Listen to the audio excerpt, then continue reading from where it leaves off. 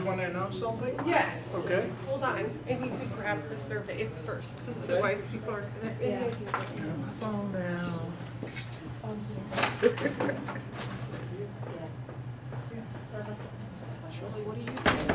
I'm doing health coaching, and maybe when you were, I was going to say when you were Toastmasters, maybe you knew, maybe you did not. I remember now that you said it, you gave a presentation.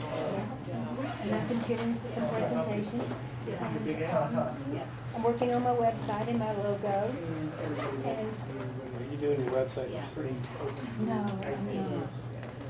The college I went to for nutrition is called Integrated Nutrition, provides the website, and then you get to, I get to play with it and do what for myself, and it's already up on the web. So your health coaching is for individuals to be healthier, or we tell people to It's stay for healthy. individuals to be healthier. Hi, everybody. So we're passing around some surveys right now that you will fill out at the end of the skills session. But I just wanted to ask you to pay special attention to the question on the back. We are looking at revamping some of our programming for the 2015-2016 academic year, and are thinking of offering mentoring services either before the skills session or after the skills session. So we just wanted to get your feedback on which you would prefer, before or after. So I just wanted to mention that so we can try and make that happen for you. And that's it. That's all I got.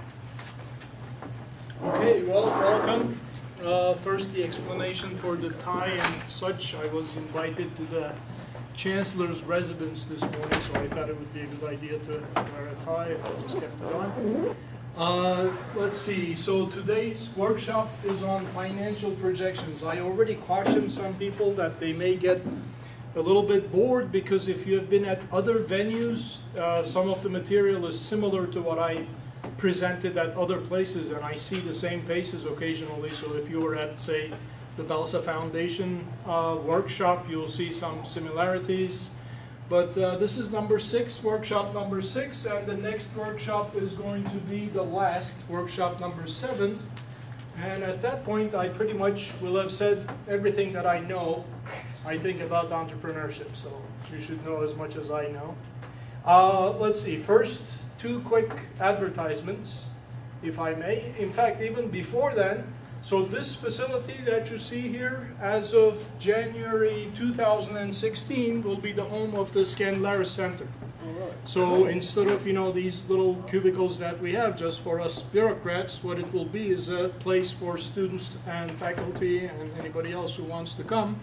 A hub, lots of whiteboards and media on wheels and so on and so forth. So we'll make it kind of like a incubator type space if we can. So the reason why we had it here was to get people used to coming here, because it's kind of undiscovered territory. It's an okay place. The only disadvantage is I call it the onion row. The food comes out of the kitchen here and goes in front of us to the cafeteria, so we'll make that the main entrance. Okay, the advertisements that I have are, the first one is this, and I'm really interested in this and excited about it. The place looks like Oxford University, and part of the reason why we were at the Chancellor's Place was we had some students talk about their ventures. And one of the people said, does school get in the way of your entrepreneurial activities? And, because the students are so focused on entrepreneurial activities, so we thought, well, why don't we have a debate? And the debate topic is, and the words are selected carefully, we said research universities should support, and then we inserted the word encourage entrepreneurial activity by students and faculty. We inserted the word faculty.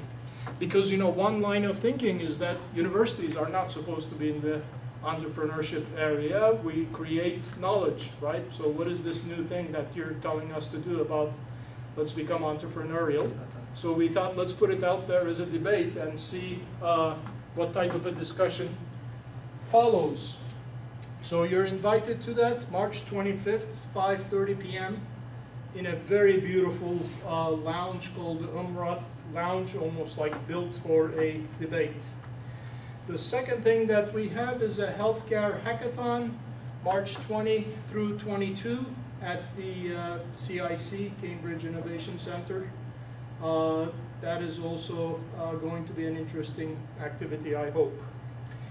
And a quick recap. I'll pass this very quickly. Who's here for the first time? The first workshop ever? 1, 2 only? Okay, so I'll zip through this. So the reality that we're dealing with is this number. This is why we're here, actually. So what this number represents is, in the United States, out of 1,000, for each 1,000 good ideas, only 6 of them end up becoming sustainable, scalable, impactful enterprises. So the hit rate is extremely low. So one way to address this is if we generate 10,000 ideas, then we'll have 60, 100,000 ideas, 600, whatever. But it's almost like, you know, we're seeking a needle in a haystack, so we'll make the haystack twice as large. We'll get 2 needles in there, and then we'll search for the 2 needles. It's not very efficient to do so. So we need to find a way of improving these odds. And the reason why we're here is to discuss ways of improving these odds. And the way to beat the odds, in my opinion at least, is a combination of things that are easy for a university to teach, relatively speaking, you know, things like quantitative analysis and strategic planning, etc. But as you know, most of the founders here know, is that if you don't have these, then none of this is going to help you. And by these, I mean, you know, things like combining self-confidence with humility, having the courage to fail, being able to read a person, things like this. I used to tell my wife 95% of what I did at my startup was on this side, and 5% of it was on this side. So we're focused here, especially today, very much on this side, but we're keeping in the back of our mind that without these, nothing is going to happen. Same here, you know, we're at a great university. Everybody has tremendous book smarts, probably. Most people play great chess. They can think, you know, 7 steps ahead. But without street smarts, without having the ability to play poker in addition to chess, you know, bluffing and being able to read the opponent and so on and so forth, we're not going to be able to beat the odds.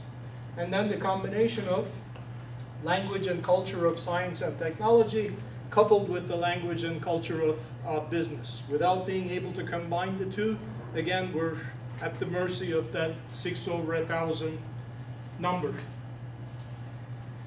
So wrapping this up, what we try to do here is this. I showed this probably maybe in my first workshop. I really like this. So when we're teaching students about entrepreneurship, we don't tell them to, you know, how to build a ship. We just have them fall in love with the size of the ocean so that they will go ahead and build the ships themselves without us having to tell them how to build ships. So this is the general idea of what we're trying to do. Now, this is what we start off with, and the reality is 6 over 1,000. So if you're in my shoes, you have this challenge, this mentoring and tormenting at the same time. In other words, presenting reality, but without discouraging. And, you know, my personal definition of success is here. This is a gift that my students gave me at the University of Arizona, this plaque, where they called me the mentor and tormentor. And, you know, the type of things that this student said was, the information I gained will travel with me for the rest of my life through every job, startup, Excel spreadsheet. Because I, you know, hit them with Excel spreadsheets constantly, and that's what I'm going to hit you today with, some Excel spreadsheets that hopefully will be useful to you. And again, to wrap this up, why are we here? The big why. The big why is the beauty of entrepreneurship is you get to find out, even at my age, who you are. Who you are in a multi-dimensional way. Okay, fine, you're great, extremely intelligent analytically. go start a company. Let me see you start a company, because the only way you're going to start a company and be successful at it is either you have to have all of these intelligences, or you will have to have the skills to put together a team that brings up these intelligences. So this is the world that we're playing in. Extremely difficult, very low hit rates, and therefore we have to deploy everything in our power, including reason, emotion, everything that I said here. Okay, let me jump now to the topic. Hold on.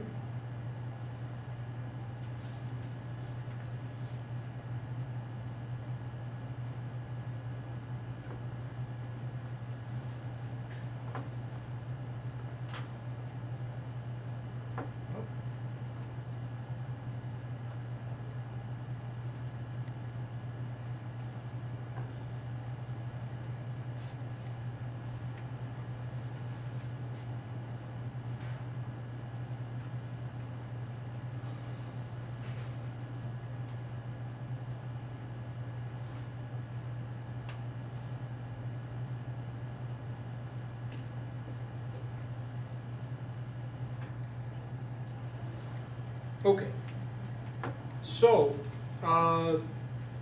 this will lead into the main topic of this conversation today. So many of you know through these workshops that I've been an angel investor for about 15 years now, and we get a tremendous amount of applications coming in, something in the neighborhood of 400 of them per year. And it's impossible for us to gauge the quality of them, let alone, read 100-page business plans and so on.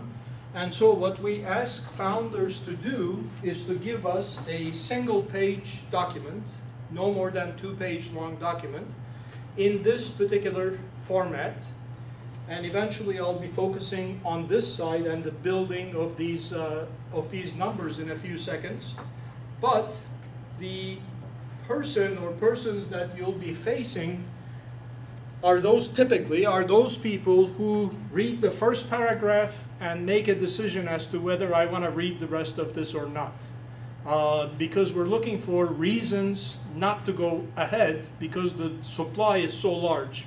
400 applications coming in. All I want to do is, am I interested? Nope, nope, nope. And I'm just looking for the one that has the promise of being in that 6 over 1,000 category. So the professional founders, let's call them, understand this trick. And so let's analyze just this one paragraph for a second to give you an idea as to how carefully this person is building up his story so that it's a she actually, she's ensuring that I'm interested. So she starts out by saying, we aim to revolutionize. Revolutionize? Okay, I'm listening. Pretty big word, right? The $6.5 billion anatomic pathology market. So she's hitting me on my greed side, $6.5 billion market, through proprietary new technologies. In other words, I have a secret sauce. This is not something that anybody can do. Developed jointly by our expert biomedical engineers and surgical oncologists. It's not just me. I've gathered together a team of experts. So you better read on. Okay, this is what she's saying. Now she's anticipating what is going on in the reader's mind. The reader is saying, come on, $6.5 billion market, you're going to revolutionize it? So she immediately switches over to the fear side, from the greed side to the fear side, and says, we will penetrate this market through the $50 million niche field of surgical pathology. So she did this on me. Here is what it can be. Here is where I'm going to start. Very smart move, right? So, okay, they're targeting a very big market. They're going to start with something small. Initial organ-specific products, blah, blah, blah, blah. So now she's got me hooked, right? So I'll read on to the next paragraph, and all the way to the end.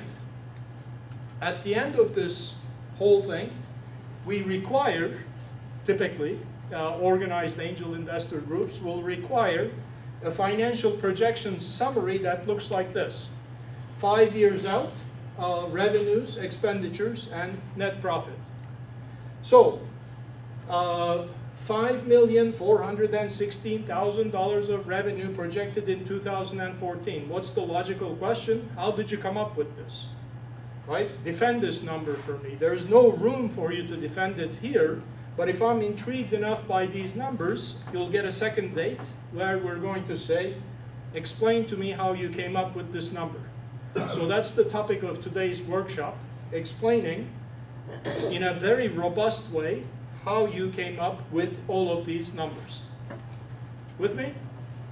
Okay, so let's go to that explanation then. So I'm going to assume that you know absolutely nothing about business, nothing about accounting, nothing about finances, and we are going to build from scratch an internally consistent description of a financial story that is, I'll say 99% defensible with one assumption. We'll call it, an axiom, because we hate assumptions. Assumptions will kill us. So we want to reduce the number of assumptions. We can't reduce it to 0. We want to reduce the number of assumptions to 1. Everything else is a logical argument. Who has seen me go through this workbook in this group? Only you. Okay. You brought your mystery novel. Okay. So you can read your book. So great. Actually, I'm very glad that others have not seen me go through this. So I'll take you step by step through this, and please stop me. This is a very small group. As soon as you get lost, anything like that, just stop me. Okay. This is our goal. We're going to build a building, an architecture, an entire building. It will be completely self-consistent, internally consistent logic. And from the outset, we're going to admit that this building will have a single point of failure, which we will call market share. Everything else will be based on either calculations or things that we can research. The thing that we don't know, for example, we can research and find out X number of customers would be appropriate customers for our product or solution. For example, the number of people in St. Louis with at least one child in the age group of 6 to 11 making over $100,000 per year. That number is knowable. The thing that's not knowable to us is what % of those people are going to buy our product at the price we're offering. We're vulnerable to that. We accept that vulnerability from the outset, and that is this single point of failure. We completely accept that, and we'll go ahead with that assumption. Now, this is the so-called venture capital hockey stick. So the idea is companies start off here and struggle, struggle, struggle. They hit this point called the inflection point, and then they grow like mad. At least, in theory, that's what's supposed to happen. And here, companies don't drop from the sky to this point. General Electric, Hewlett-Packard, any company, you name it, everybody started over here. So our focus is down here, day 1, week 1, month 1, and not over here, except that this vulnerability to market share applies equally, both here and here. For example, BlackBerry. BlackBerry had the entire building. It had its VPs, it had its vendors, it had its channels. Everything was completely logically organized. As soon as market share started shaking, the entire building started wobbling, and BlackBerry almost collapsed, as you remember. So the susceptibility to market share is known and inevitable regardless how strong a building you build. Now I'm going to walk you through, step by step, through the building of the financial story, projected financial story of a company. And I'll base it on my personal experiences because that's the easiest thing for me to talk about. But it's applicable to any project, and I'm saying any with an underline, and I'd like to ask you to challenge me on how about fit this model into my project, if you can, would be a great pushback on me. So, step number 1. I need to define for myself as the founder, how big do I want this company to be in 5 years? So my first question, how big do I want it, and can I make it reasonably in my own head? How big can I make this company in 5 years? So in my case, I said, I'm going to address the United States, European Union, and Japan with my product, but not China, right? So I excluded that. Why? Because I know myself, and I kind of, based on whatever I know, I decided this is my territory. This is going to be my territory. You could have replaced this with, St. Louis, Missouri, Midwest, US, and doesn't even have to be geographic. People making over $100,000, people making over $75,000, whatever it is that you want to define as your territory. Step number 1. Step number 2. Now, this is a simplified example, but it will carry through. The thing that I'm looking for is how many available customers are there in this market that I'm targeting? Available. So doesn't take into account market share yet. How many customers are there that I can sell to? My product was a mammography product for breast cancer. And so I looked it up. There is 17,298 mammography sites in the US, European Union, and Japan total. 17,298. Defensible? Yes, I can defend it. I can show them the reference, right? Now we start this process of trimming. Now my product was used for biopsies, where they take a piece of tissue out of the breast. And I researched it from the FDA that only at 30% of these places, at these mammography sites, biopsy is performed. Therefore, my addressable market shrank to 5,189. Okay?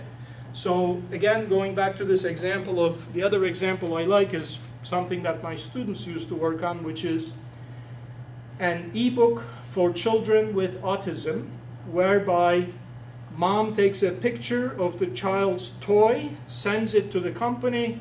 The picture of the toy is made into a cartoon and incorporated into a base story. So the green giraffe becomes a blue elephant, becomes a purple tiger, and so on and so forth, but the main story remains the same. You sell the parent the ebook, and then you sell them the beautiful, expensive hard copy that the mom can use as a memento to read with the child when the child grows up. So in this particular case, for example,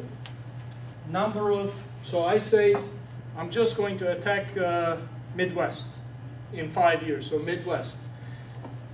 First I put the top, right? So parents with children with autism in the age group X to Y, that number. Now I start trimming of those that make over $100,000. Parents with children with autism in this age group, making over $100,000 with grandparents. Trim, trim, trim, trim, trim. And then eventually I come with a kind of a best fit between the product that I'm selling and the number of people who can consume that product in the territory that I claimed for myself. So far, no guesses, right? No assumptions and no guesses. There is a level of information and knowledge required, but at least we're not guessing. The other number that is not so important, it's a lower level detail, but if we know or can find out how fast this market is growing, it will go into our calculations. I'll share the Excel with you. The idea is that as soon as you change any of these numbers, Excel will recalculate everything that's coming down further down the line, okay? So the market growth rate is important. Why is it important? Because if the wind is behind you, you're going to have an easier time going forward. If the wind is against you, market is shrinking, then it's more difficult for you to grow your company. Always exceptions in entrepreneurship. For example, Cirque du Soleil. Circus market was collapsing. Cirque du Soleil reinvented the definition of the marketplace, the circus marketplace, and became a successful company. So there is always exceptions. There may be cases where the market is declining, but if you can redefine the market, then this does not have to count against you. But you will see in a second how this is taken into account. Oops. Sorry. Any questions so far about kind of the logic? The numbers are not so important. The only thing that's important so far is the logic.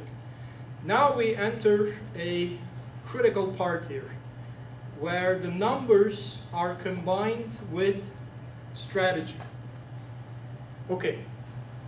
So what I say to myself now is, when the US invaded Europe during the Second World War, we first had to invade the beach, right? Omaha Beach. Only after that could we invade Europe. So the definition of the beachhead, the definition of if I can't win here, I might as well give up. Critical question. So what I said to myself is, year one, I'm going to develop the product. Not going to sell anything to anybody. Year two, I'm going to target mammography biopsy centers in Arizona. At this time, I was in Arizona.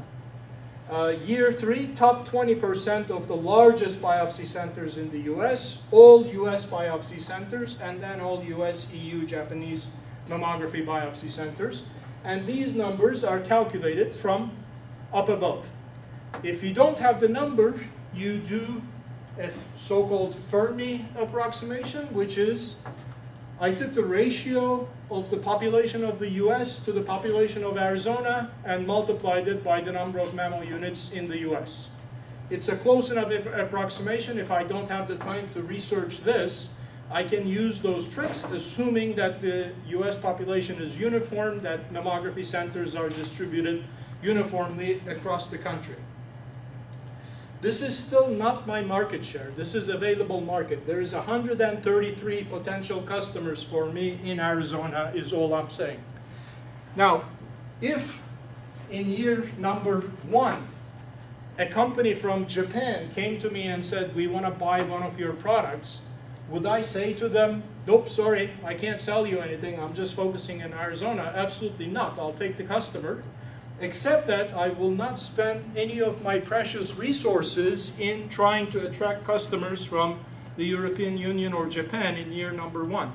Because if I can't win in Arizona, I'll give up. I won't waste my time, I won't waste my money, I won't waste other people's money. So again, the simplest ones are, if I can't win in St. Louis, I'm not going to be able to win in San Diego or Hawaii and so on and so forth, as an example. Or maybe you want to start with San Francisco or New York City if your product applies there. So beachhead and the size of the beachhead market is the next thing that we must declare for ourselves. So next step. Now we know by year who are we targeting and how large is that target market. Now I come to the deadly area here. I'm going to have to make an assumption, and I admit to myself, darn it, I don't want to, but I have to make an assumption. And my assumption is a reasoned assumption that in the second year, I will be able to take 10% of the number of customers that are available to me, share of market, 10%, and I just put it there and I admit it's an assumption. And then these numbers don't have to be correct. I put some more assumptions, 10%, 10%, 15% market share of the served market. Now, this is an iterative process.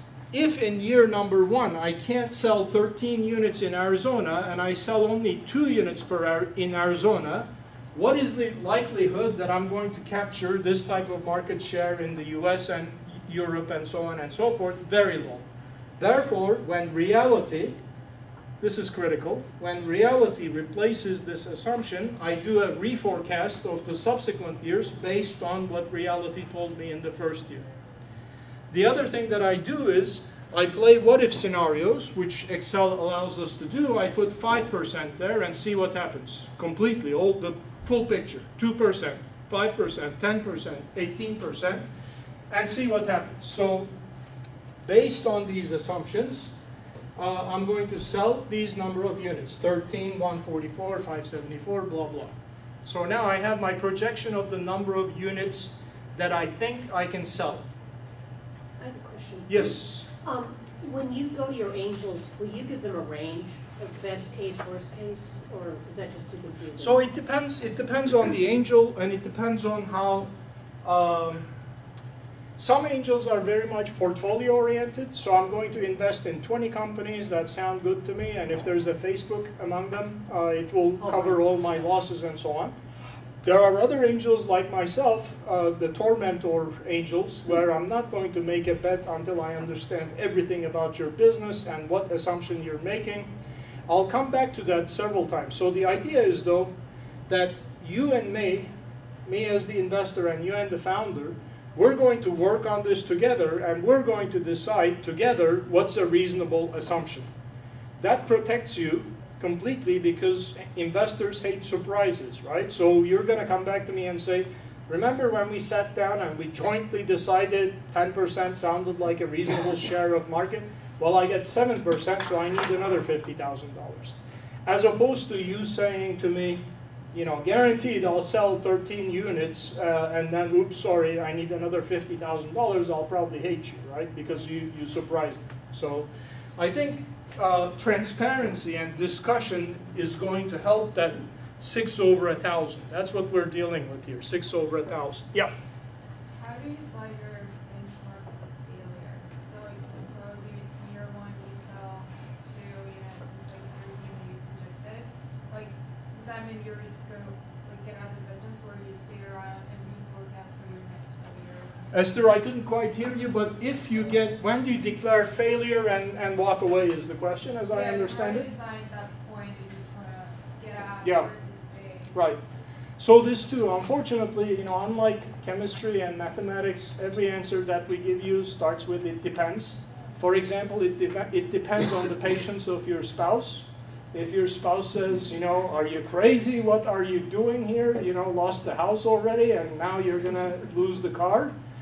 So all of these things, again, that's why, you know, the first slide where I emphasized reason and logic and this 95% emotion stuff, that's why every answer starts with a caveat of that type of it depends.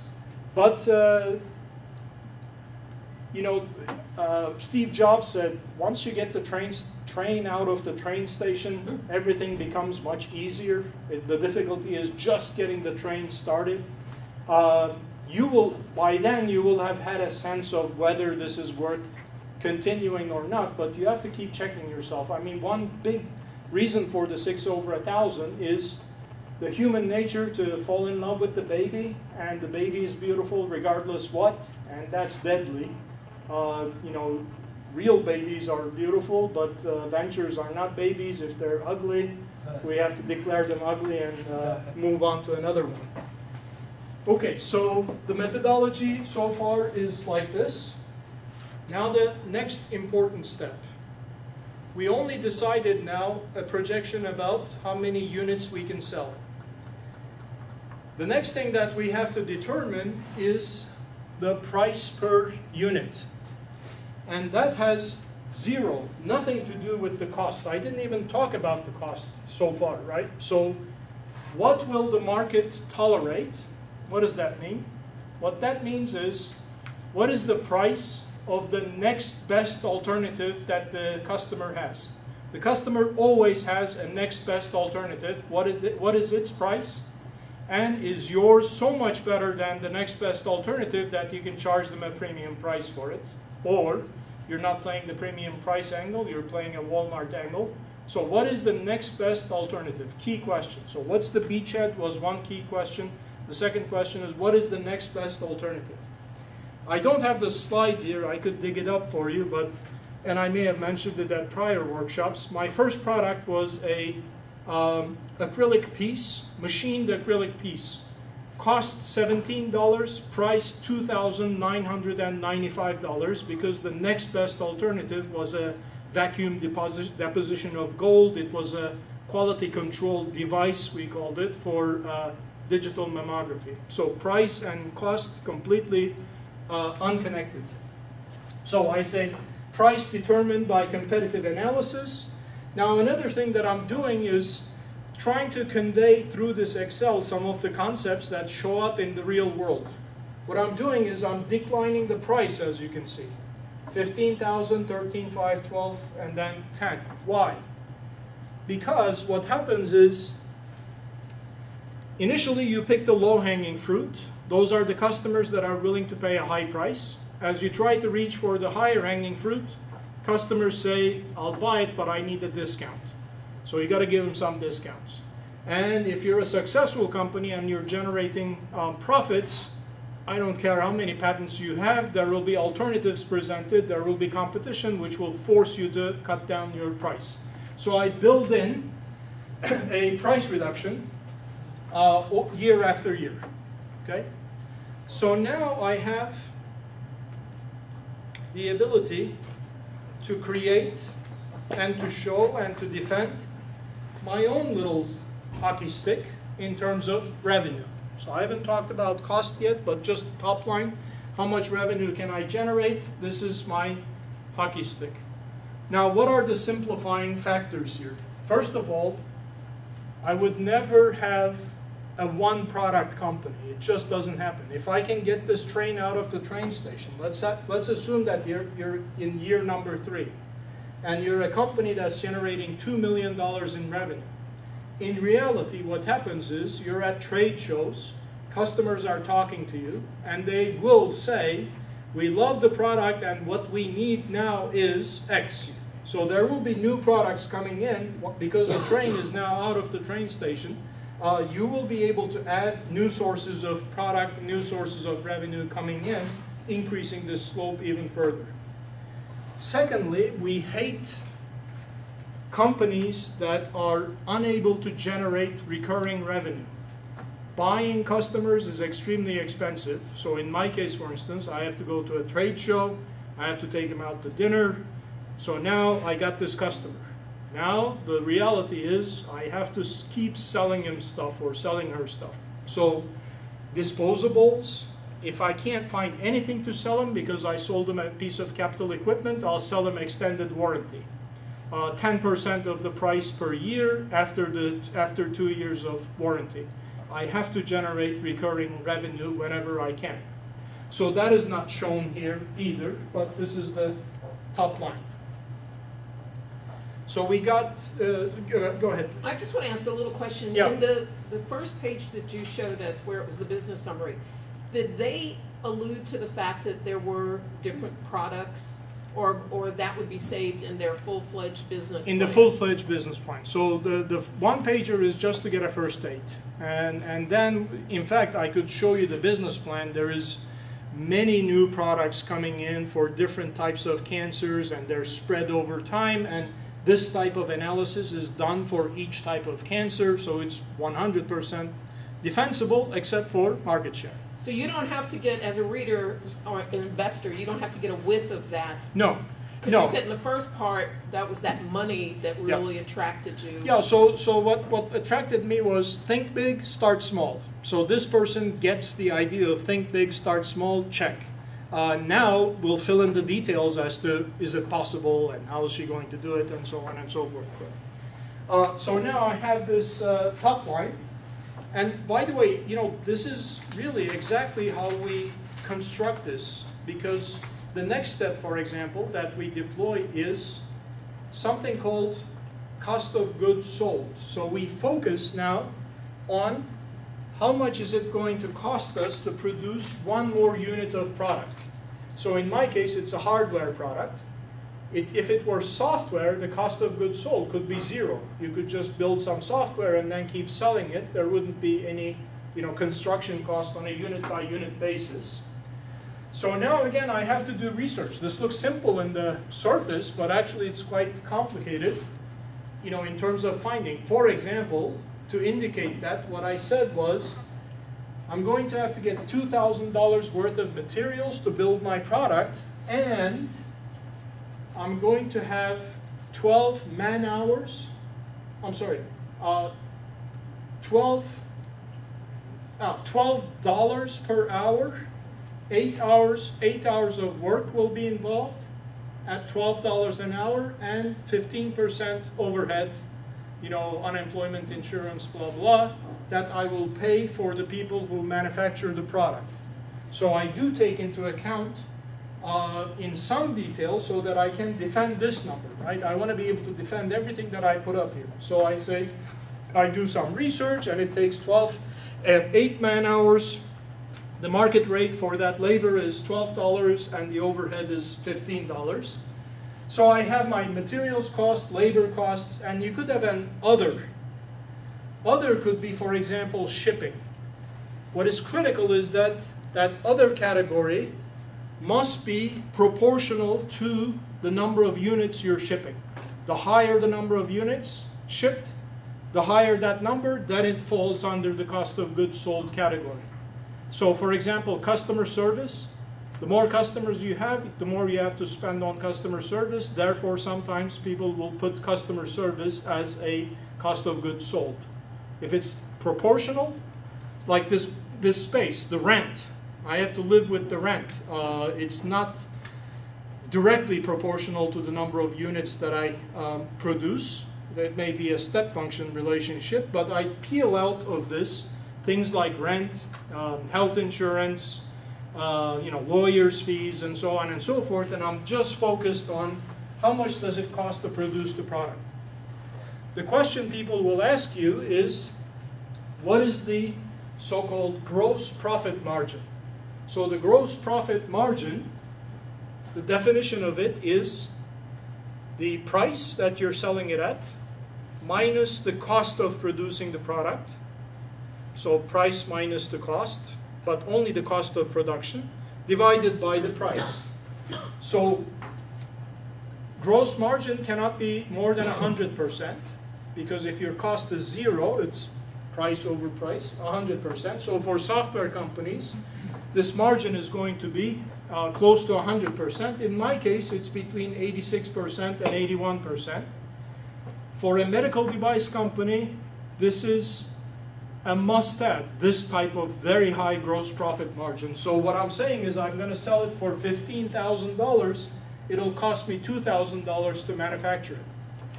This may seem like a ridiculously high margin, but because everything else down here, all the other costs, research and development costs, regulatory costs, are going to eat away at my profit until there's nothing left, I have to have this type of very high margin. If I'm running a grocery store, my margins are very slim, like 30%, and there I have to be like pure efficiency oriented, and I cannot afford to have what's going to come down this way to be too high. Obviously, the higher the gross profit margin, the more mistakes you can afford to make. And we made a heck of a lot of mistakes. Lots and lots of mistakes. It's the high profit margin that saved us. Otherwise, we would have gone belly up if our margin was not so high. So when we're looking as an investor and this is after the first stage, right? When we're looking at what's your gross margin, it will immediately be a go, no-go decision for us, instantly, because there's not enough room for mistakes, and everybody makes mistakes. So be aware of that also. Now, why is the gross profit margin coming down? Why isn't it stable?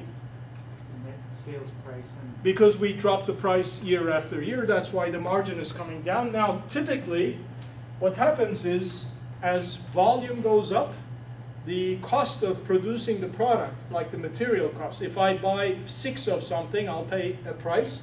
But if I buy 6,000 of it, the vendor is going to give me a discount. So typically, the materials cost also come down. I may have some automation that will bring labor costs down. We call that economies of scale. Scale meaning the volume of production. For simplicity, I didn't bring down the cost of production. Yes, sir? That's just what I was gonna ask, Yeah. because if you didn't have a decrease in cost, and your cost remained the same, eventually 10, 20 years down the road, you're not gonna be able to stay in business. Exactly. But one would hope that the price will come down, but will stabilize because the weaker competitors will be weeded out. So there will be a plateau, But yes, I am eventually going to count on some economies of scale to save me, yeah. But what happens more typically in the tech world is obsolescence and the introduction of new technologies before that we even get to that stage. So in my company, we really never reached a point of economies of scale. We were always in a niche market. Revenue went up to something like 8 million, 10 million, and then new technologies came up and we replaced the technology basically. And so you started selling new products? Yeah. Awesome. Well, it's not awesome, it's what you have to do, otherwise you'll be one of the 994 out of 1,000. Yeah.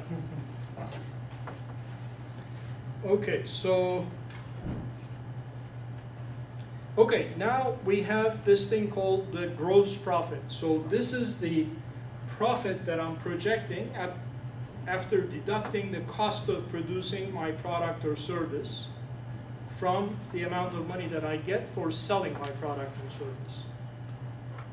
If you are working on any project that doesn't fit into this model easily, please point it out so that we can all learn from it by trying to see how we would adopt it into this model.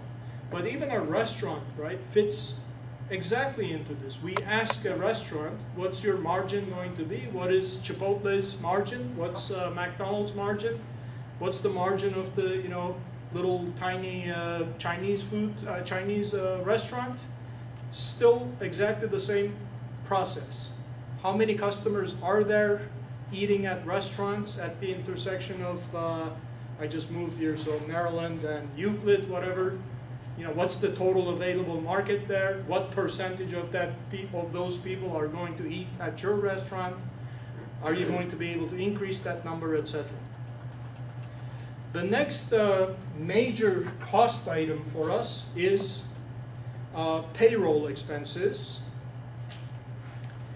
excluding manufacturing. If you're a manufacturing business, we're going to exclude manufacturing from this part of the calculation because we already took it into account in terms of, it will take 8 hours of a laborer to produce the product. So that cost is already taken care of. I don't need to repeat it. So these are the fixed costs: engineers, sales and marketing people, administrators, management, and so on and so forth. So the trick that we play here is the following. We have this concept called revenue per employee. Revenue per employee. So successful companies generate very large revenues per employee. So Google generates approximately $1.5 million per employee of revenue. So the employee gets $70,000 in wages, but the amount of revenue Google generates on the basis of per employee is $1.5 million. Those are attractive companies to us, obviously, as investors. The thing that makes it easy for us is every industry, so people have calculated this, and so for every industry, there is a revenue per employee number. And the beauty is that it's the same number, roughly speaking, approximately speaking, from, for example, medical device industry is $350,000 per employee. My company had 20 employees, $350,000 per employee, roughly. General Electric Medical Systems, thousands of employees, $350,000 per employee for the medical device industry. For e-commerce, it's in the neighborhood of $400,000 per employee or $350,000 per employee. So what we do is the following trick. You gave me your revenue projections. You said I'm going to make $1 million in year number 3 in revenue, right? That's up above. We came up with that. Now I ask you, what industry are you in? I'm in the e-commerce industry. Okay, for $1 million revenue company, you should have, let's say $333,000 to make it, well, let's say $250,000 per employee. You can have 4 employees. How are you going to divide these 4 employees in your company across these general fields of R&D, sales and marketing, administrative, and management? And you can have 0.5s, that's okay, because at a startup, everybody does everything. I could be 0.5 here, 0.5 here, 0.5 here, 0.5 here, and just have one employee. This methodology only applies in what we would call the out years. In other words, when you're not generating any revenue, you can't say, I'm going to have 0 employees. Initially, you're going to have a few employees, maybe 2, 2 founders starting the company. And there, what we want to see is, as investors, below market wages. Nobody is interested in supporting your lifestyle. But we also understand that you have to put food on the table. So as you can see, we pay like $20,000 only. $20,000, these are the founders, and then only when the company becomes cash flow positive, profitable, do we switch over to market wages and deploy this $350,000 per employee ratio. So with this, I'm able to answer the question which I would ask somebody that came to me for investment. I'd say, projecting $20 million of revenue, what's the head count? What head count are you projecting? If he comes up with a ridiculous number, and this happens, by example. So a startup applied to us for investment, and their position was, well, these big names already invested X millions of dollars in us. Basically, the message is, say, idiots in Tucson, Arizona, much smarter people than you invested in us, so you better invest also. So we said, let's have a conference call. And when I went through this type of exercise with them, what it was revealed from the numbers that they gave was that they're predicting something like $4 million per employee in revenue. So my question on the conference call, we cowboys in Tucson are on the conference call, and I said, so it seems from your numbers that you're predicting that your company is going to be 4 times more efficient than Google. Could you please explain how you're going to do this? And silence for 15, 20 seconds on the other side of the call. So we can acid test to see, did you think this thing through, or are you just painting a beautiful looking picture and trying to sell us on the story? So the next thing that I do is, after I decided how many employees I can have, my allotment of employees, I then go to a site like Indeed.com, which will tell me the average wage for a mechanical engineer with 5 years of experience in St. Louis, Missouri is, and they'll give you a distribution of wages, so I can even defend how much money I have to pay my employees by benchmarking. I want to build, remember that building, right? I want to build a completely defensible story. How many employees? Revenue per employee. What's the head count? How much are you paying your employees? Why are you paying him this much? Etc., etc. So trying to build everything that is defensible when I'm talking to an investor. So I took care of units sold, price, revenue, cost of building the revenue, that brought us the gross profit. Now I'm taking care of other expenses that I'm going to face, the biggest one of which is my payroll, so I took care of payroll. Now I dive into the nitty-gritty. This one we're going to treat separately, marketing and sales expenses, which is a big item, but health insurance, payroll taxes, rent, professional fees, utilities, telephone, even cleaning services, I put down those numbers there. Do I just make them up? I don't. For example, for rent, I have 2,000 square feet, 65 cents per square foot per month, 12 months. And I look up even what is the average space required for an office worker in terms of square footage. So I can even defend the square footage that I'm going to need with that number of employees.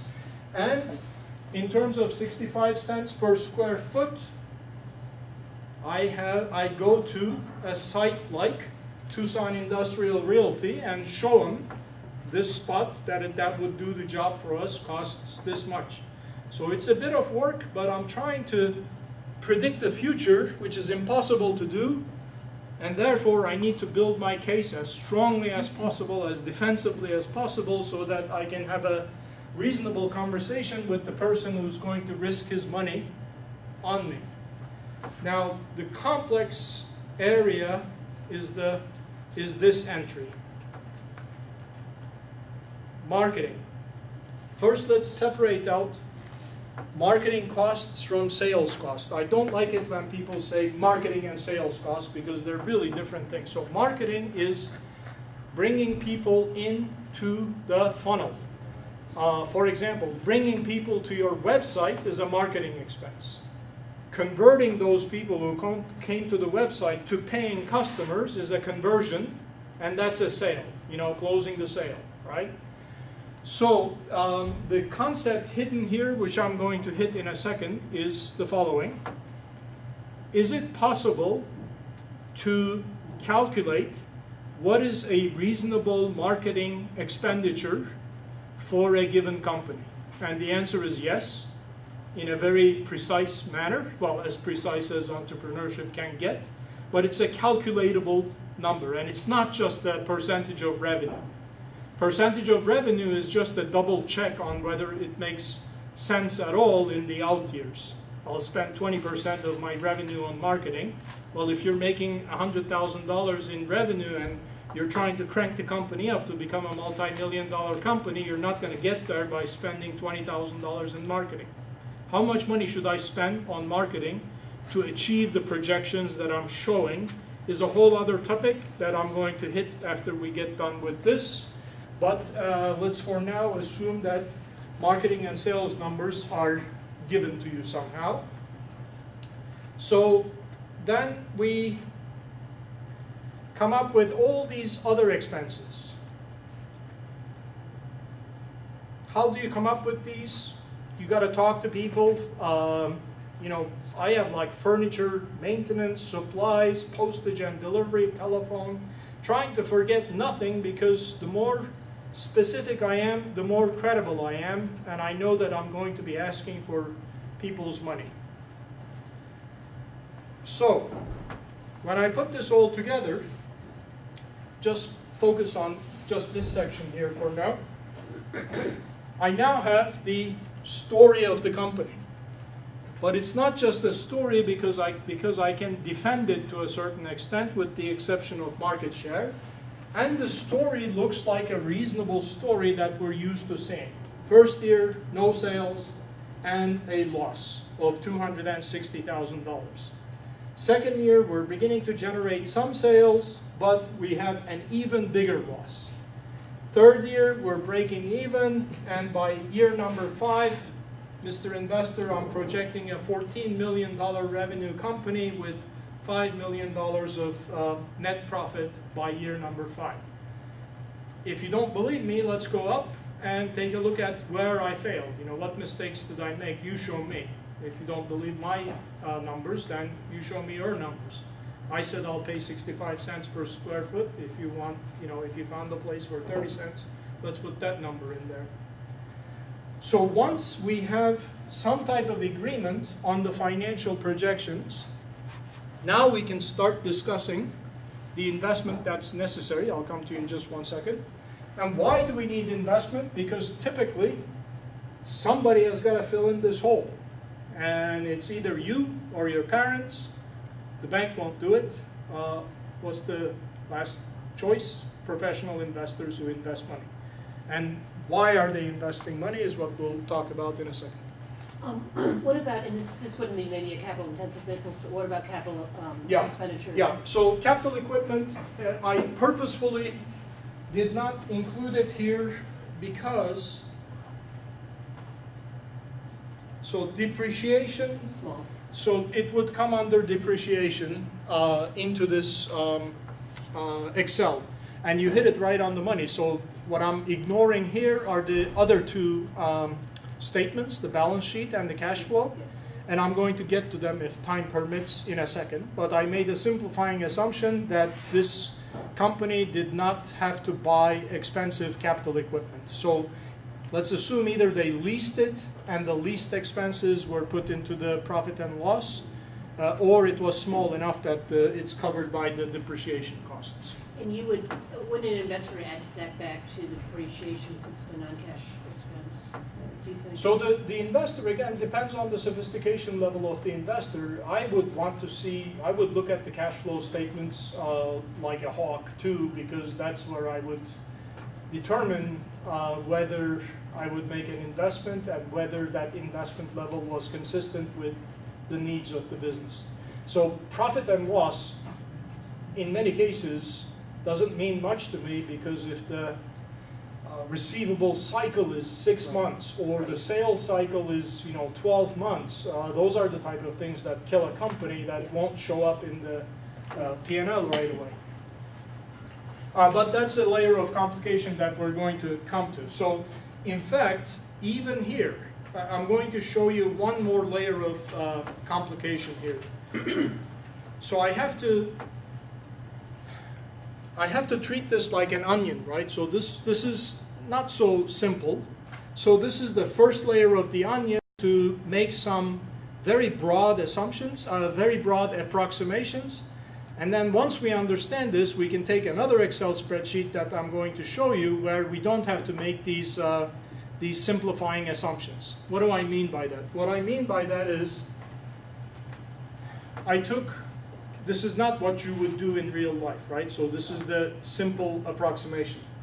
I said you're going to lose $260,000 in year number 1, $375 blah blah in year number 2. This hole needs to be filled. I'm going to sum these two numbers, these two red numbers here, and I'm going to multiply it by 1.5 to give you some cushion. It's not how we would do things in real life, but it's a good enough approximation. Therefore, you will need $953,000 worth of investment to get this thing started. Let's assume that I believed in your story. You're going to need to fill this hole times 1.5. Okay, so you need $1 million roughly to get this thing started. And now the Shark Tank question, right? How much of your company are you willing to give me for $1 million? So that's not the way we ask the question in the professional investing world. The question we ask is, and again, we're taking a dive into the deeper layers of the onion now. Instead of asking that question, which is the TV question, we ask, what is the pre-money valuation of your company? And pre means prior to investment. Prior to me making an investment, what is the value of your company? And that's a negotiated number. It's associated with risk. So it's not a calculated number, this number I put there. And the argument that I would make to the investor is, I've started 3 medical device companies. I sold each of them. I know this field like the back of my hand. Therefore, the risk is very low. Therefore, the value of my company is quite high, $1 million in fact. And so if you put in $953,000, you'll get 49% of my company.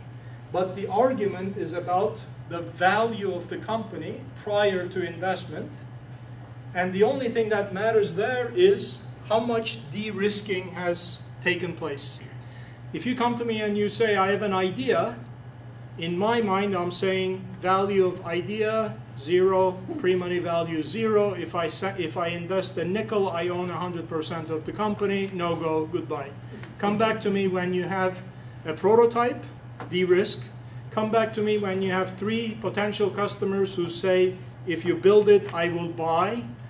Come back to me when you have supplied, put in a provisional patent application. Come back to me or come to me and say, I have an idea, but I've executed 6 ideas previously and made millions of dollars in the process, all about risk. Risk goes down, valuation goes up, the less of your company you give away. This is what we discussed in the prior workshop. That's also all mathematical. So what is the expectation of the investor when he puts in $1 million? And we're looking at this chart here. The other thing that is known is what in the stock market would be called the price to earnings ratio.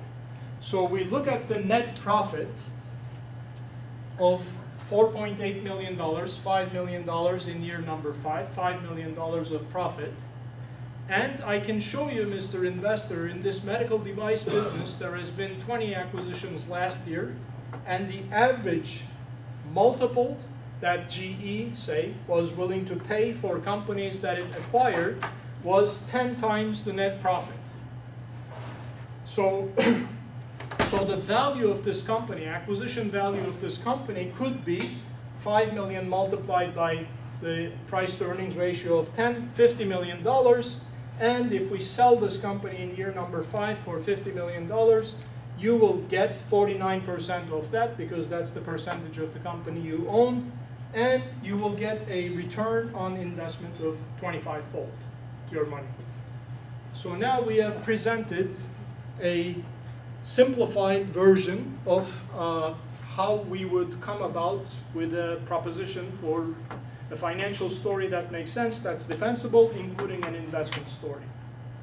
And my claim is that it's applicable, the model, the logic is applicable to all businesses.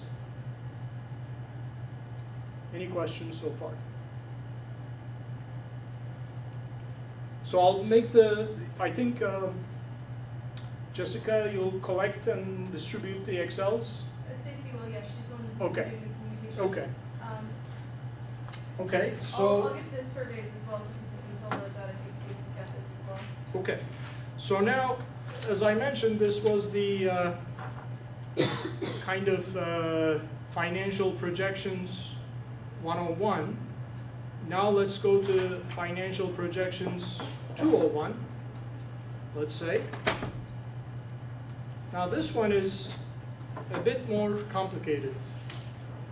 And many of you have seen me present this at prior workshops and such. Now what we do is we put all of what I talked to you about into a single one-page Excel spreadsheet of assumptions.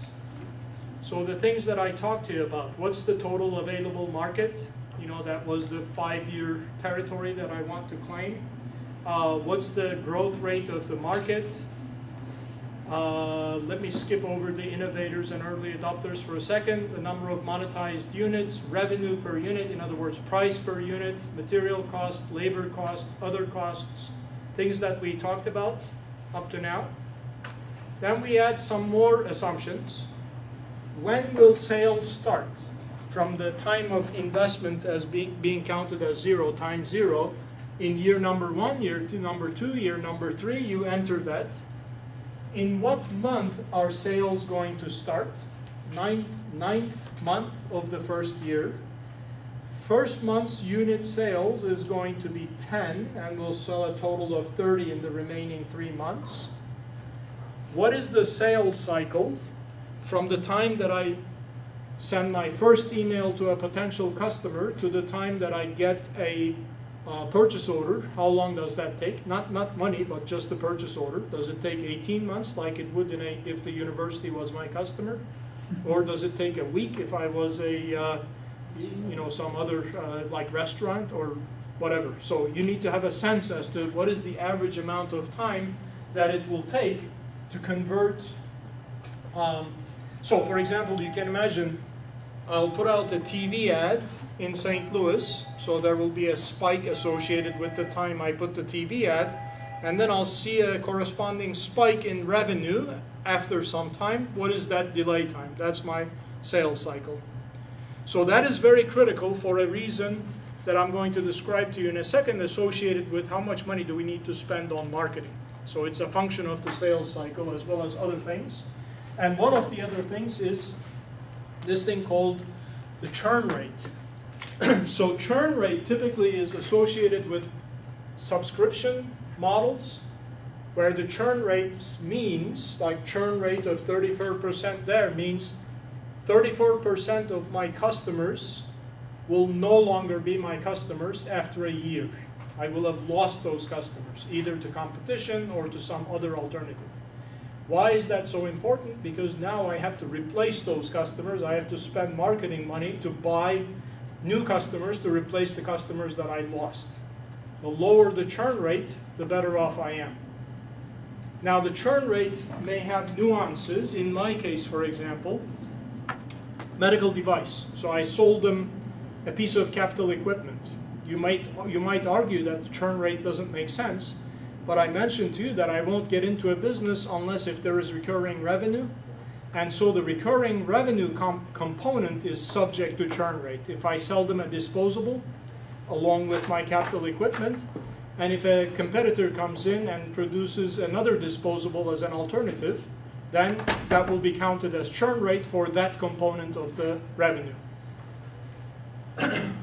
This critical thing, cost of customer acquisition. It, again, as I mentioned, it costs money to buy customers. We are essentially buying customers. And again, this can be benchmarked, how much money we spent to buy one more customer. For example, the favorite example that I give is, and it's not a constant, Groupon that all of you have heard about. Their cost of customer acquisition in the beginning was about $7, not on the restaurant side, but on the consumer side. That's when they were hitting the low-hanging fruit. As they started to scale and the number of users started going up, the cost of customer acquisition went up to $54. So now to buy one more customer, you have to spend $54. Why are companies willing to do this? Because they look at the profit generation potential of a customer, which is based on recurring revenue.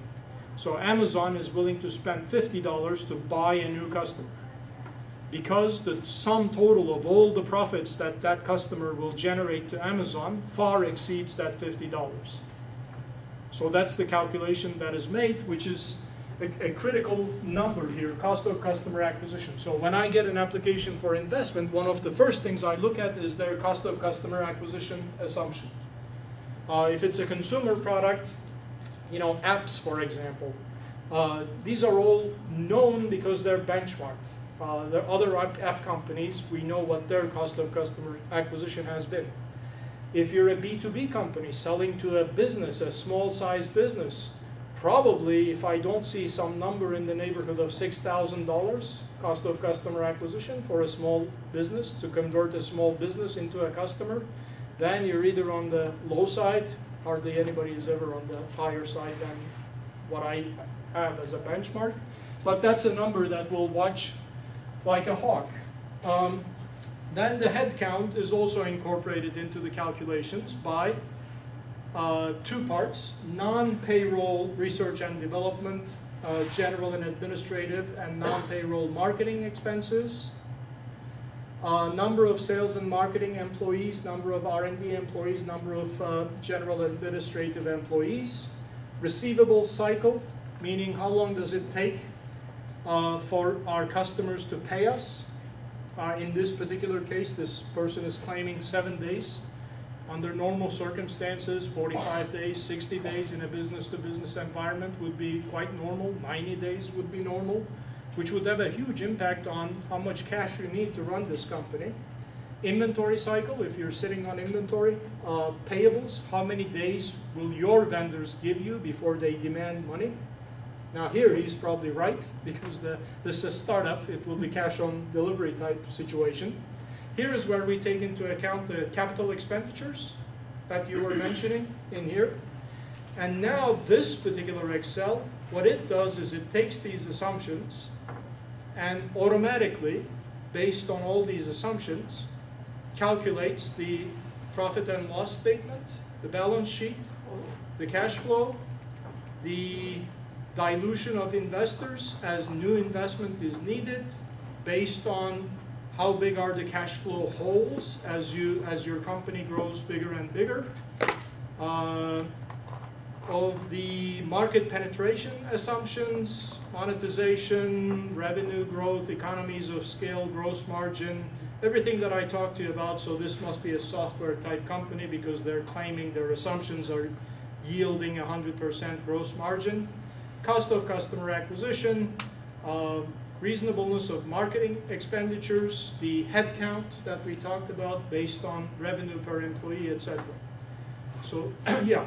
Henry, just a quick clarification. Yeah. of the material. All the slides and everything, instead of being emailed around, are actually posted with the video on the YouTube channel. So everything's accessible from the YouTube channel. Okay. And that holds for the previous months Okay. as well. So it's impossible for me to take a deep enough dive into this particular Excel with you. I think for the time being, if the first Excel is useful enough for you to at least paint a broad picture, unless if you have a very complicated system, complicated venture where you have to buy a lot of capital equipment, that your receivable cycles are long, you have to sit on a lot of inventory and so on and so forth, and you will need various rounds of funding, like in a pharmaceutical company and so on. This may be overkill at the moment. So given the amount of time that we have available, I just wanted to cover one more topic that we touched on. Oh, come on. Sure. There we go. So we see things like this, and frankly, I say to myself, you know, only in America. It's Uber, $1.2 billion in funding at a $17 billion valuation. So that's that pre-money valuation that we talked about. So somebody's investing, you know, not somebody, but you know, institutional money is investing $1.2 billion at a $17 billion valuation. Have you asked yourself, you know, what is Uber going to spend the $1.2 billion on? Are they going to spend it on, you know, creating more software, writing, you know, paying software engineers and so on? The primary expenditure is towards customer acquisition, just buying customers. That money, a vast majority of that money, is going to go into customer acquisition. And what, Uber is not stupid. The people investing $1.2 billion, well, time will tell, but hopefully they're not stupid. So what they're looking at is this.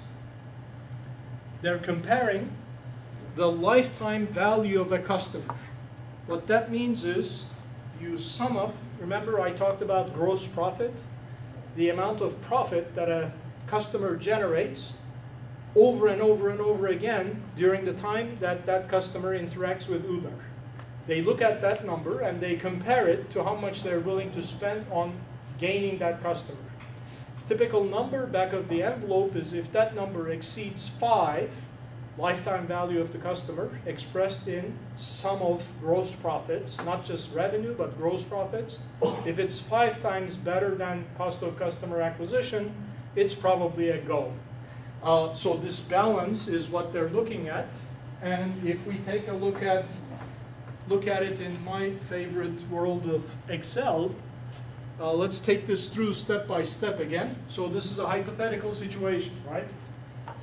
I'm presenting a company that has 1 customer in year 1, and this is a ridiculously fast-growing company, 10 customers in year 2, 100 in year 3, 1,000, 10,000, you know, just a total hockey stick. And then it stabilizes in year number 6, 12,000, and I did this on purpose. So this Excel is also, all the cells are tied together, right? So far so good. Just the number of customers really exploding, a very successful company. And each customer, for simplification purposes, we're saying is generating $1,000 in revenue. So $1,000 steady across the board. I didn't do the reduction of the revenue and so on. The cost of producing this item is $250, so the profit per customer is $750, and the total gross profit is $750 times 1, $750 times 10, times 100, etc.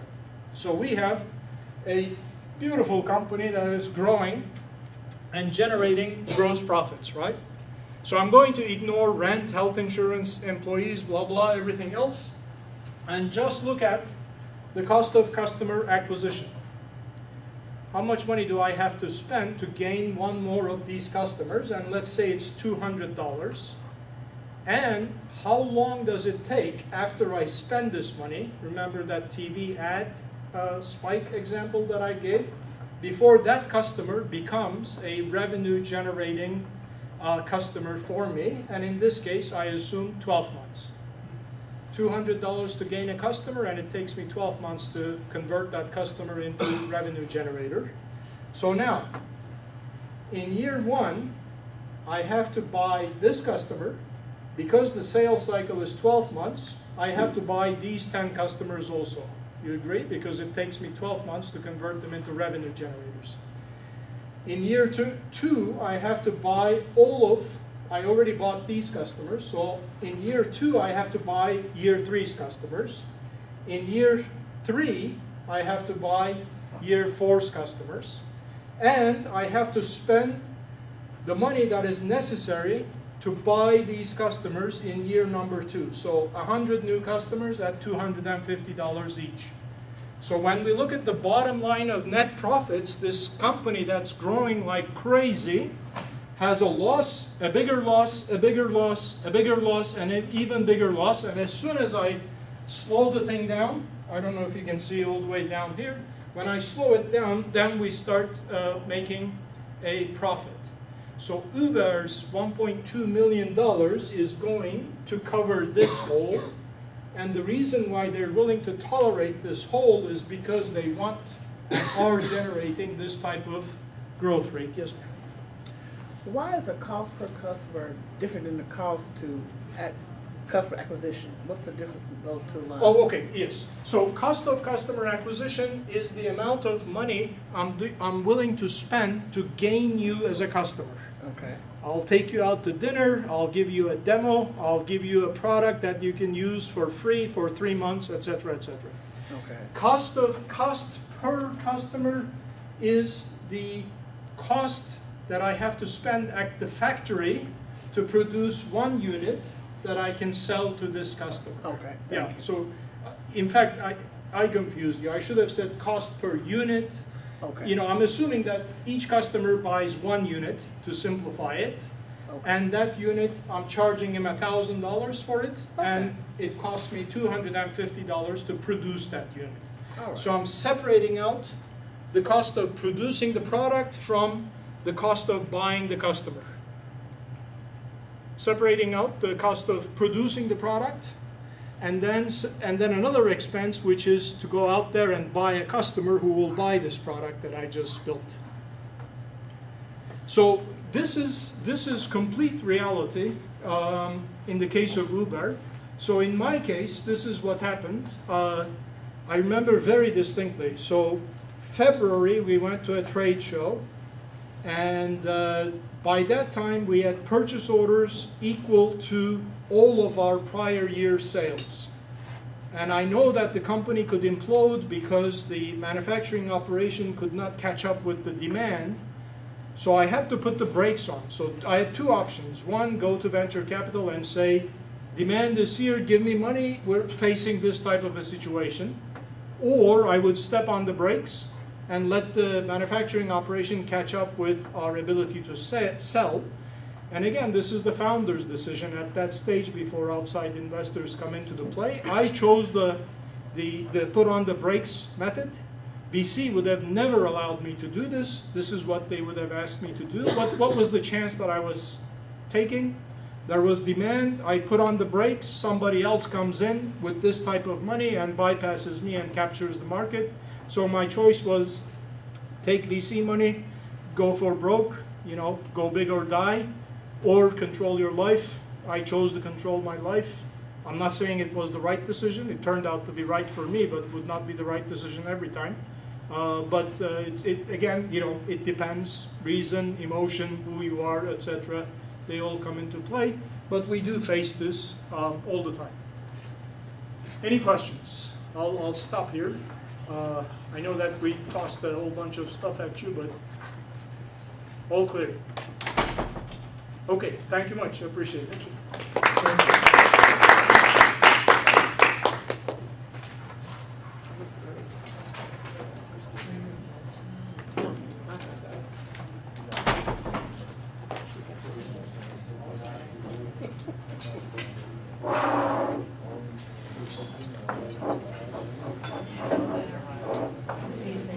Pick them up. We'll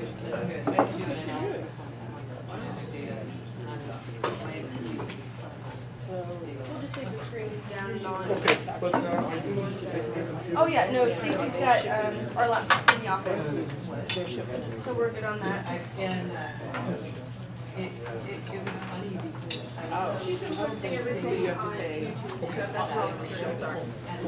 Makes it really easy to access everything. I will take that, yes, absolutely. Yes, yep, just, yeah, everything will be there. But is it got your brand on it, or is it? And I can take your surveys.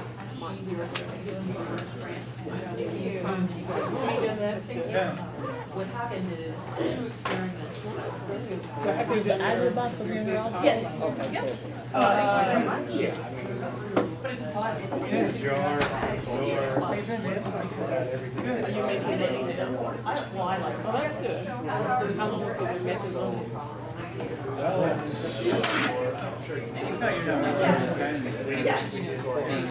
Probably just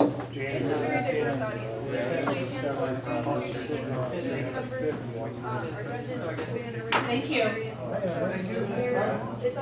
So maybe in a year's time, you'll get a full salary. I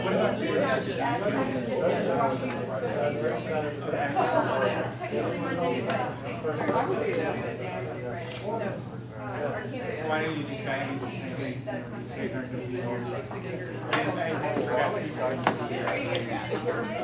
We're not. Yeah. I know, we'll get back to this. Everyone did. See how things go, you feel good about it, you can always, make it. It's good, I'm excited. Good, I'm so glad. We'll have a problem then.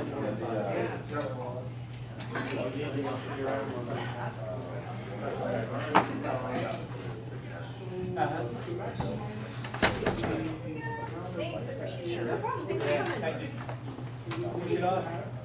Cool. Good to see you. Take care. Have fun. Sure, so if you go up the stairs and then out the door to the right, the garage, once you come out of the stairs, you'll see the bookstore actually to the left, so you'll wanna go to the right, past the theater and out those doors. And then you go in the dock, which is the very next building, and the garage is over there. Do you remember if you're in the north or south? I'm walking that way. I came in on Wallace Drive, it just went straight. Okay, well, there's two ways to get into the garage. So whether you're in the north or the south, you could dictate. I'm on Float. That's your level, but that's okay. Once you're in the dock, there's two entrances down to the garage. One on the north, one on the south. It's kosher, we're still down there.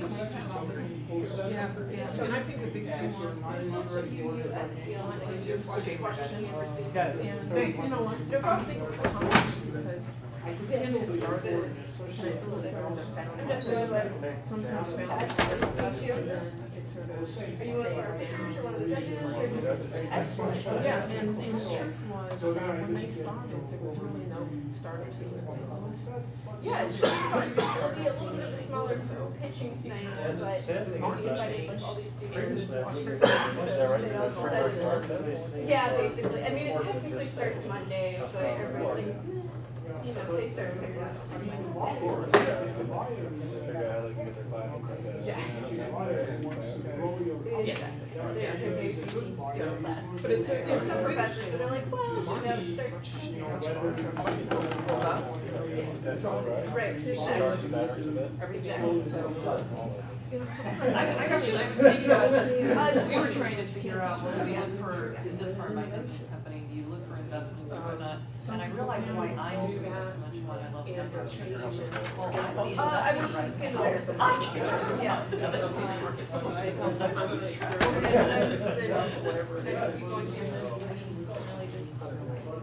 Sell our services.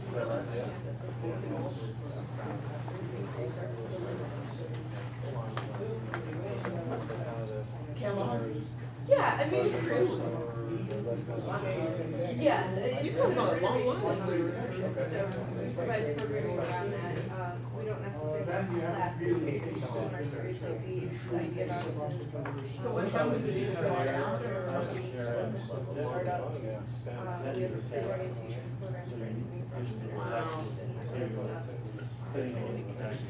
Constitution Committee and St. Louis Community, there's so much going on in St. Louis Community, trying to provide opportunities for research students interested in this kind of stuff to try things out, like they feel really feel often, you know, so you're not gonna do that for a world where the stakes are a lot higher. Figure some things out here, easier. So embrace the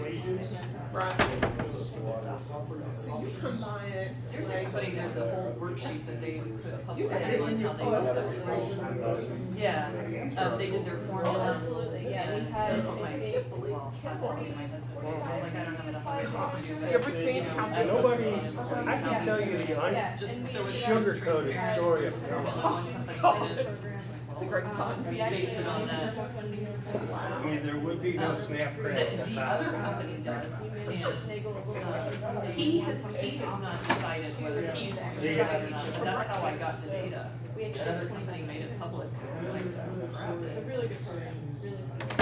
It's a good opportunity to see what it's like. Funding is because the insurance getting paid today, or what? Yeah, we provide the stipends to the students. We have the companies, the first year they participate, we've had companies that do multiple years, but the first year you participate as an internship, you pay less. Go back, so we really look at that. Gives them, you know, money to live on, food, whatever. Right, and the 1,000 is from the student or from the? The company. From the company, The okay. company. And that all goes to the student.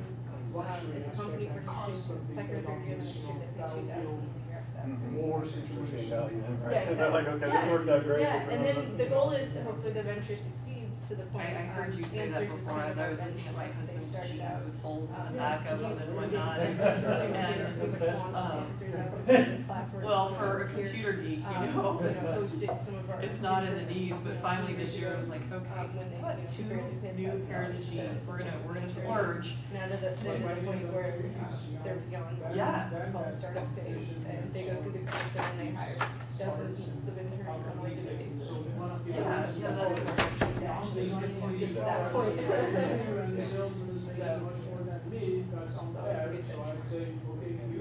companies that are helping, it turns out, it can be a young company or part of the young, or they can be established, or. I mean, we do look at, if you're in the startup phase, so it's revenue, I think, under $1 million and less than 15 employees, kind of and or, somebody that's more established than that. Understand why that is a significant, why that's such a Second significant. Street Media is not a good example, they're not quite to the answers.com situation.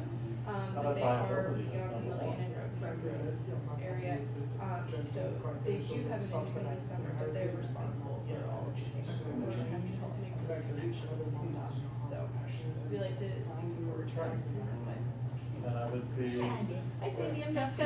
Nice to meet you. These are very Welcome. soft. Are you here just to observe or Yeah, I participate? have my or- friend Megan in the picture. Oh, fantastic. That's so great. That's So good, good. yeah, That's that's good. wonderful. That's what we like to see. Is this the first time you've done one of our events?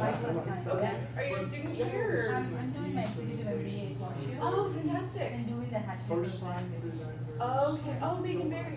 Oh, good. I'm so glad she's pitching tonight. That's wonderful. So Megan's a joint MBA Masters of Architecture student. So that's a really cool opportunity. So this is first Because I help with the hatchery class. criteria. So I'm familiar with all of the hatchery teams and everything. I work with Cliff on that. So I'm kind of, I don't want to call myself a TA, that's probably not accurate, but I sat in on the first class where all the pitches were Oh, and. yeah, I saw you in the back. Yes, yeah, exactly. So I'm just sort of in the background doing a few things. I send emails on occasion, organize things. Going somewhere, that's really You know, what happens in business line competitions, business one that shows the most traction. That's why we first aim to declare evaluation, Did you see that? so that you may have We good got Mark traction, Wrighton but for you the have a ridiculous hackathon. valuation, therefore you're not. Mark Wrighton for the hackathon. So they- Oh, you did? Yeah. Yeah, sure. Maybe real. I can put maybe, here's the surveys I've collected thus far. We will be speaking to you. Yeah. Negotiating with one of them for an investment from us, and there's some that have the technology. Which was one of the people I was sitting around, which one of them was an angel investor, they were going, yeah, that's the one. You know, I mean, I don't, it didn't win, but, Is that right? Well, you're yeah. busy then, aren't you? But as far as the Busy investors, then, aren't they're, you? Doing an executive, is that right? Oh my gosh.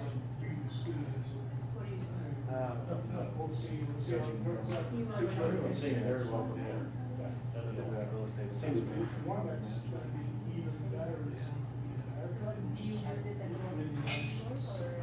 Just started, yeah, today was kind of my first event helping out. Exactly 2 weeks ago. I just like Yeah. well, you have, I mean, it's faculty with a lot of knowledge, a lot of talent, very little business. Well, I just, It's usually the. Yeah. South City. What's that? The whole thing, I mean, as far, yeah, we're pretty small, we have like 12 employees. And you need an executive for that. We have like managers who have, there's departments that are managers and presidents, so we lease apartments, we manage apartments. And I essentially ask people more. Yeah. I know one, I guess we need to do that. I think, yeah, so we have Are you a staying lot of or are times you- with investors, like out-of-town investors that want to invest money in real estate, and just, there's a way to maybe. Yeah, my guess is we have.